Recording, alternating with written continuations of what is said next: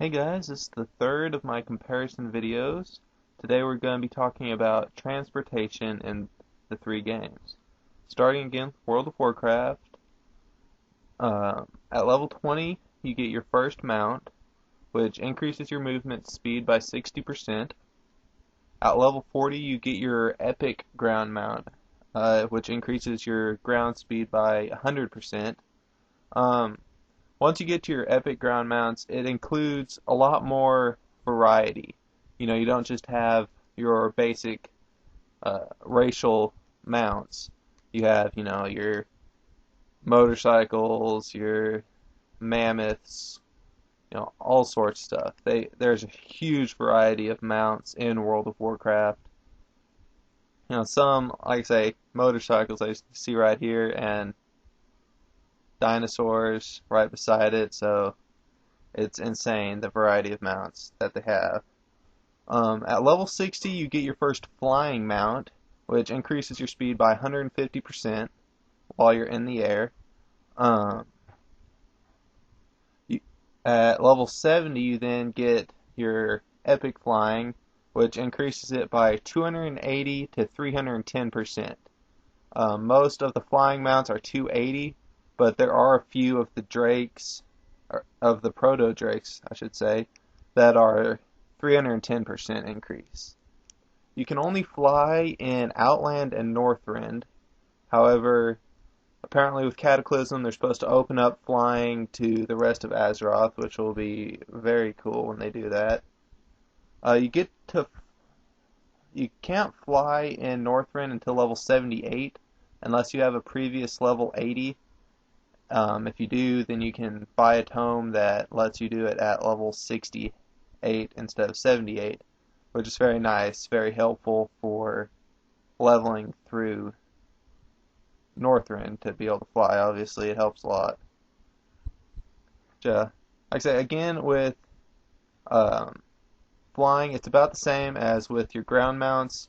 Your first ones are fairly generic, but once you get your epic flying, a large variety. Um, you've got your dragons and your normal birds. It's just huge variety. Uh, Next transportation system I'm going to talk about is the Hearthstone. Uh, Paladins are known for their bubble hearth to get them out of rough situations, as I'm doing here. It just lets you set it to a certain inn in a city or town, and then you can return yourself there. As you can see, I have mine set to Dalaran, and it takes me right back there.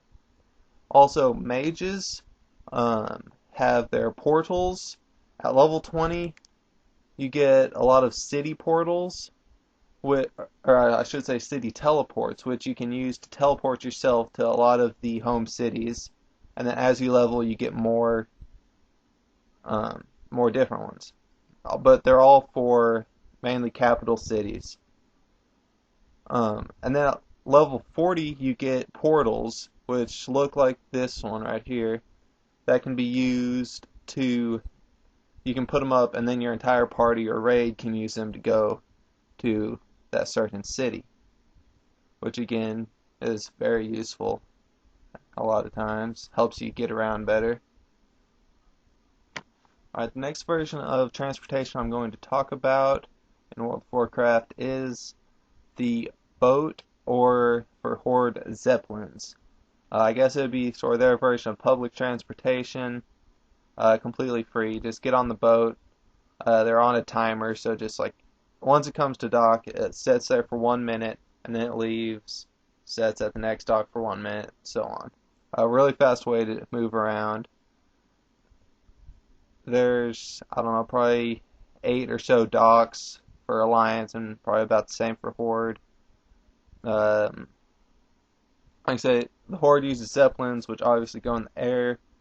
Alliance, as you can see, uses boats. They're what you will use to get to Outland, or not Outland, to Northrend for the first time. As you can see right here, I'm going to Valence Keep on my way over there to show you the next version of transportation.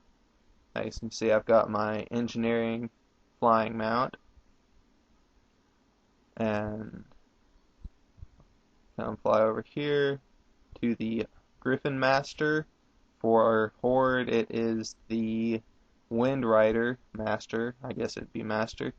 Um, you have to have discovered the flight path that you want to fly to, and they have to be connected. Or if they're not connected, you have to have discovered all the ones that connect them.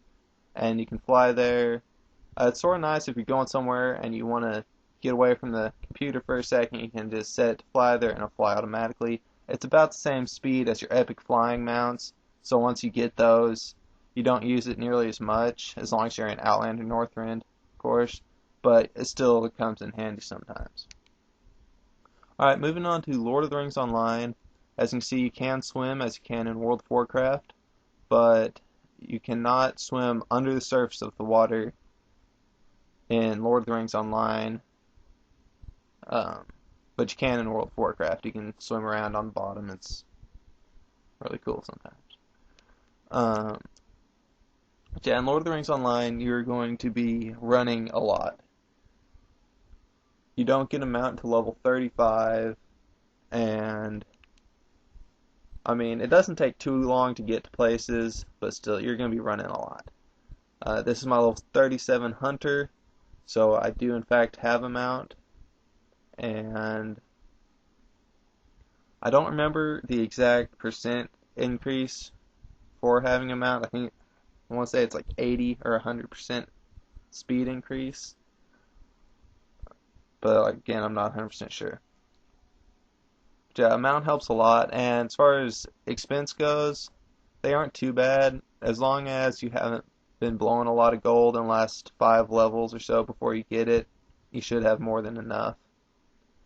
Lord of the Rings Online's version of the Hearthstone is, I think it's just called Map Home, and you set it to a milestone, and then you can return there. I believe it's every half hour. It might be every hour. So you see there, you just teleport out into, I think I'm over in the Rivendell area, over in the Trollshaws. And as a hunter, I have a lot of teleporting abilities. As I level up, I get new ones. They are extremely useful, make getting around so much easier. I have also a level 22 champion, and getting around is so much harder on him, just because you either have to take a, it takes a lot longer. Because you have to take the, I guess, horse routes, stable to stable, and they're a lot slower than the griffins in World of Warcraft. They're about the same speed as your normal riding mount, maybe a little bit faster. Probably a little bit faster, but you can use them all the way through. I believe you have to have been to the place before. I'm not sure on that. There are some that are swift travel, which gets you there instantly, which are so nice. But most you just have to ride there. And like I say, it's a little bit faster than your normal riding mount, but it's a long trip. A lot of places you have to go. It's going to be a long ride. So moving on to Lord of the Rings, or not Lord of the Rings, we're done with Lord of the Rings. Moving on to RuneScape. RuneScape has probably the most complicated transportation system of any of the games that I've ever played. See, in RuneScape, you can walk, you can run, or you can teleport. That's it. So you're going to be doing a lot of running. You start off with 100 energy on your little run meter, and once it runs out, you can only walk from there until it recharges. Like I say, you can also teleport. I believe there's about 8 different cities available to teleport to, and other than that, just a lot of walking. RuneScape's a lot smaller than the other 2 games, so it doesn't take too long to walk. Even if you have to walk all the way across it, it doesn't take too long. but still, it'd be cool if they had mounts. That's all for this video. Be sure to subscribe because I'll have more videos coming out soon like this, continuing my comparison. But until then, later.